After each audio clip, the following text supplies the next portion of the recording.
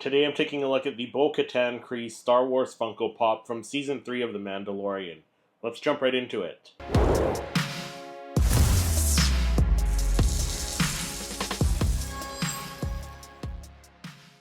Hey everyone, welcome back to the channel. My name is Christopher and this is the Bo-Katan Kryze Star Wars Funko Pop from Season 3 of The Mandalorian. And this is from the second wave of the Season 3 Mandalorian Funko Pops. So in this wave includes the Din Grogu and the Moff Gideon Funko Pops that I reviewed a couple days ago, last week I think it was. So let's take a quick look at the packaging before we open her up. So same packaging as the rest of the Mandalorian Funko Pops. You got the orange border around everything with the gradient gray. And then of course you got your Funko Pop and Star Wars branding around the whole packaging. And this Bo-Katan is number 714 in the series, so that's the front of the packaging right there. There's the side, the back with the rest of the Funko Pops in that wave, the other side right there, and the top of the packaging there. But let's get her out of the box and we'll take a closer look at her.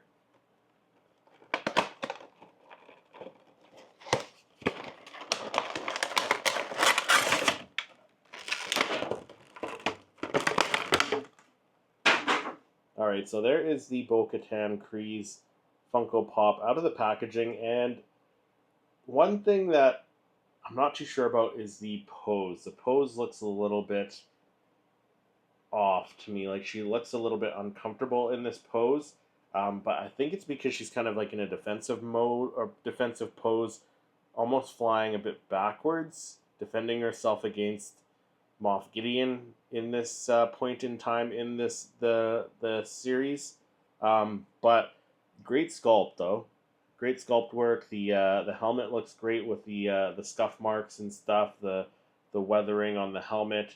Mine has a little bit of, I don't know, a little bit of paint on the back of the smoke there behind her her right leg, but nothing too major. That's something that they must have missed at QR at the quality control on the way out there, but that's fine. It's minor. You'll barely see that.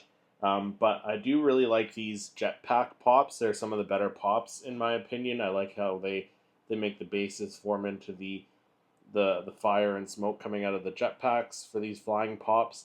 But well, nice detailing, nice sculpting on this one.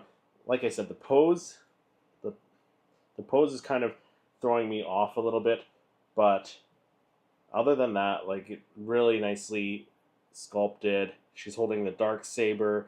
This one doesn't glow in the dark. I know some previous characters holding the dark saber do in fact glow in the dark, but this one does not.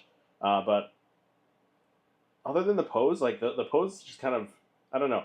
It's not the best Bo-Katan pose in my opinion, but it's still one that looks pretty cool. It's gonna look cool once I get the Target exclusive armorer that's in the flying pose as well, because they can stand next to each other on in my display case. So, I mean, it does look cool still.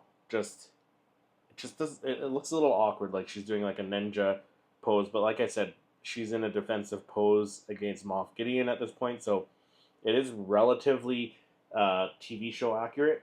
So I do like that. But overall, a really decent pop. Is it the best Bo-Katan Funko Pop?